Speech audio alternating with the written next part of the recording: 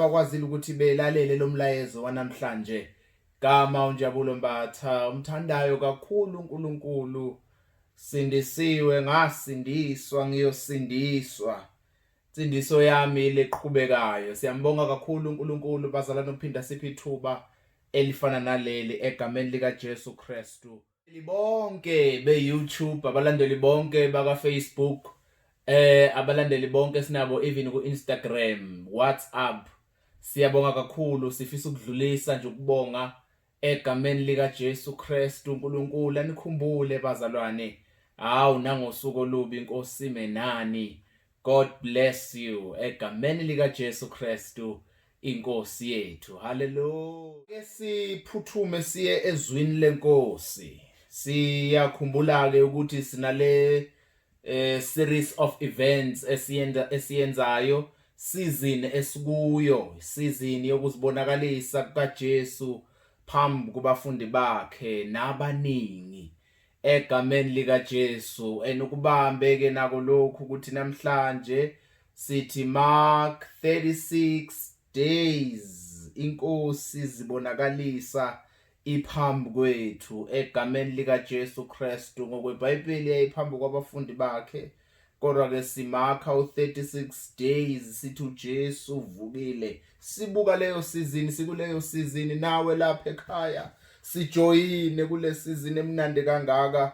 Inkosi yethu ivukiwe, inkolo eziningi amakhosi awavuki, amanye aphelele emathuneni. Noma singaya namhla zolithola ithuna laleyo nkosi namathambo ayo, kodwa yethu inkosi ivukile, yavuka namathambo ayo egameni lika Jesu Kristu waseNazaretha. Hallelujah. Ake siye ezwini lenkosi, Luke chapter 24, mbalo amavesi ngifuna siwabuke nje. Ngicabanga ukuthi kubalulekile nako lokhu kakhulu.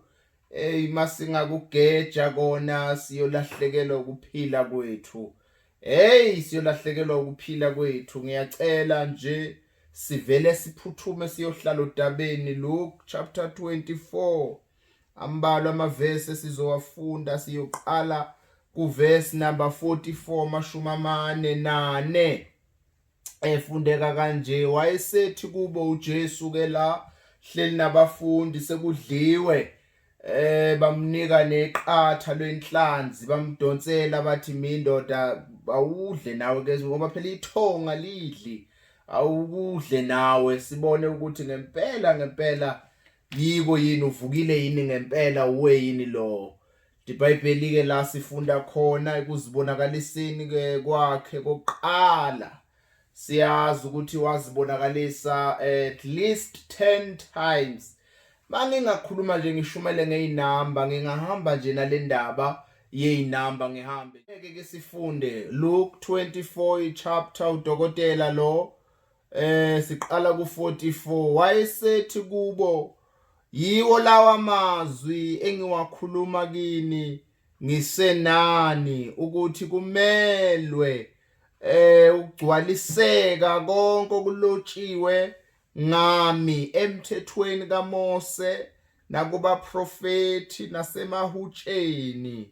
45. Khona wayesevula ingqondo yabo ukuze baqonde imibhalo. Wathi 46, wathi kubo kulotshiwe kanje ukuthi uza kuhlupheka uKristu avuke kwabafileyo ngosuku lwesithathu.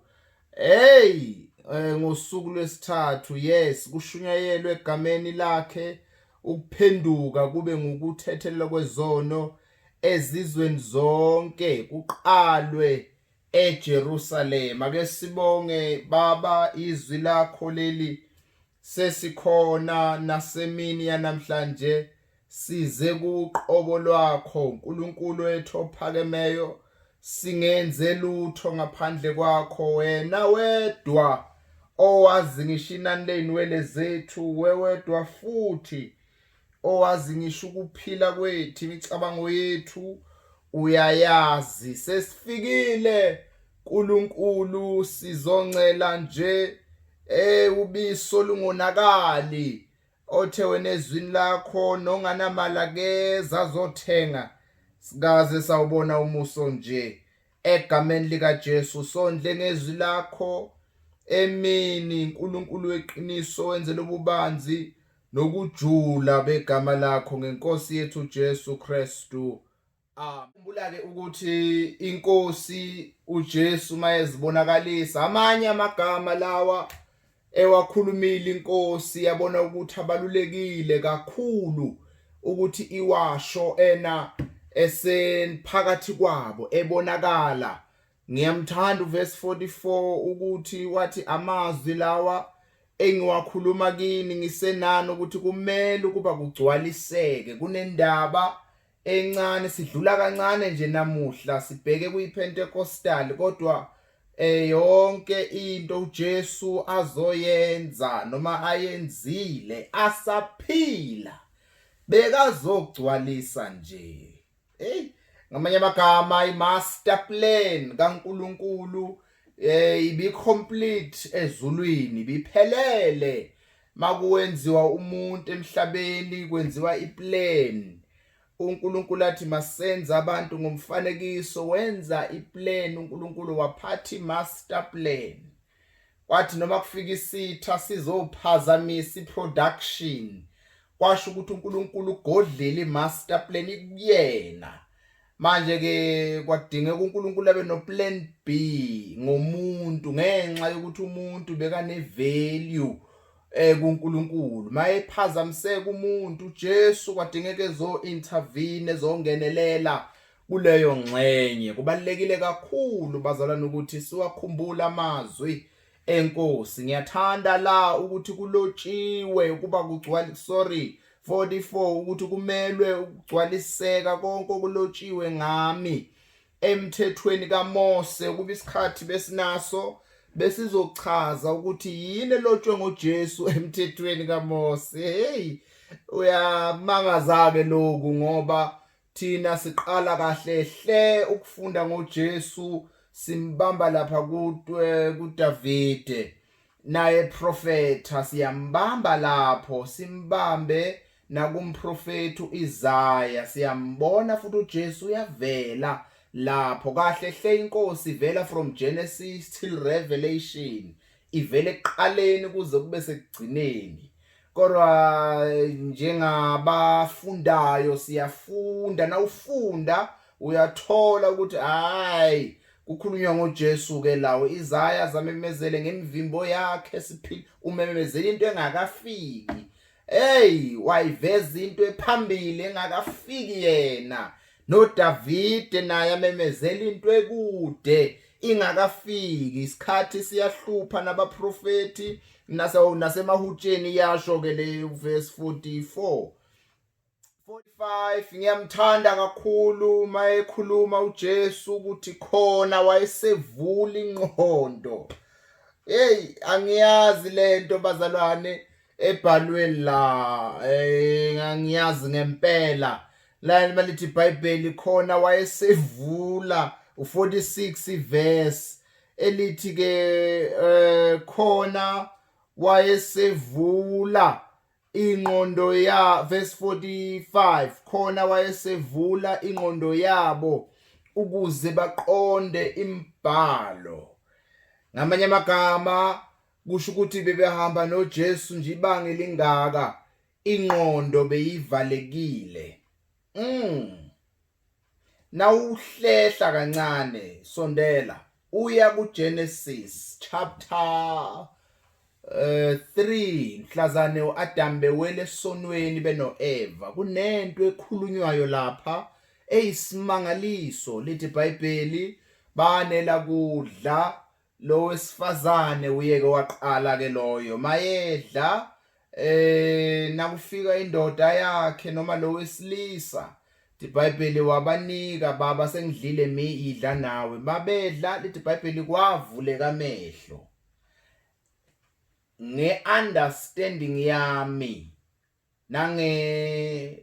ngqondo yami mangifunda iBhayibheli ngeyami Revelation, I'm sorry, kodwa ngeyami ngicabanga ukuthi kwavaleka amehlo. amehlo nengqondo yavaleka lapho. Manje mayesefika uJesu uzogcwala ngoba phela ngisho nokubonana noNkulunkulu kwagcina ngoAdam noEva. Even uMoses eyibhalile 5 Torah wazanga mbone noma athi uNkulunkulu ngifuna ukukubona wathi kahle wena akekho obona mina phila uzawubona umhlani nje. Kodwa ithi iBhayibheli bewayifika njalo ntambama ezohlala ehlanganyele kunye nabo khulume noAdam uNkulunkulu himself enyathele Edeni kwabhidlika that communication avaleka amehlo ka-Adam kwaqhubeka kwazalwa izimpumputhe zazalwa impumputhe amehlo avaleka lapho. Now nayisethi ke uJesu la uthi wavula ingqondo yabo kusho ukuthi ingqondo yavaleka mhlazana umuntu ewele esonweni ingqondo yagcwala inkungu yavaleka kakhulu ungashumayeli kanti ingqondo ivaliwe. Enye into uJesu mayezozibonakalisa bekangeke vela kwazi ukuvela enyuke nje. Ingqondo zethu ziphumputhekile.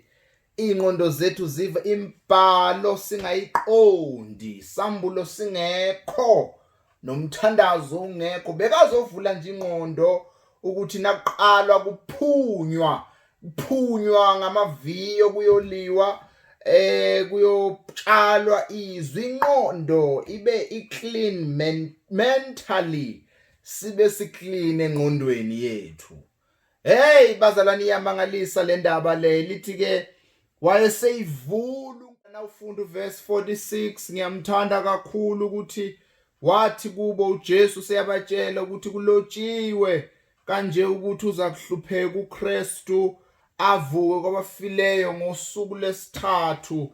47 kushunyayelwe egameni lakhe ukuphenduka kube ngukuthathelela kwezono ezizweni zonke kuqalwe eJerusalema. The main purpose noma inhloso enkulu igoal yethu ukuthi kushunyayelwe ivangeli lihanjiswe ezizweni zonke, kodwa kungahambi izimpumputhe abantu ingqondo yabo engakasuswa inkunga.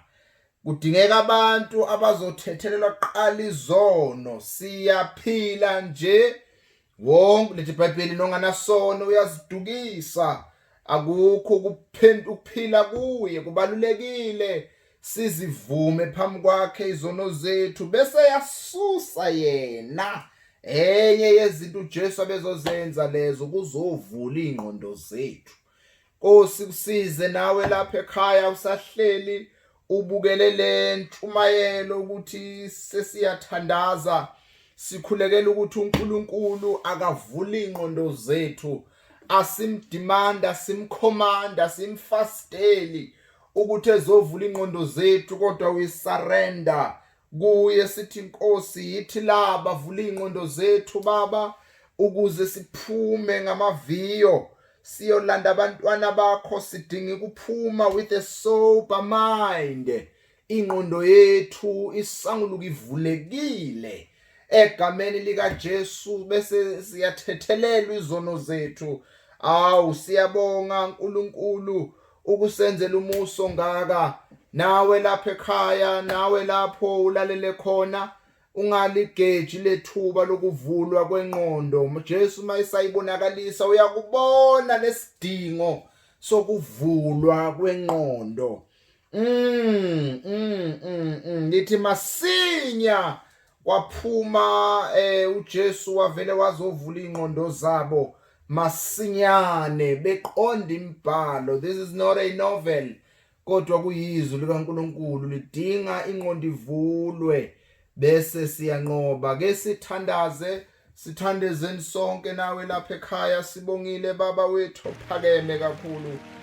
Impela wena uyinkosi, ungelinganiso ungefaniso. Siyabonga isinkwa sakho osipha sona semihla ngemihla. Qhubeka dwala lethu nomangaliso lwakho nokhuselo lwakho.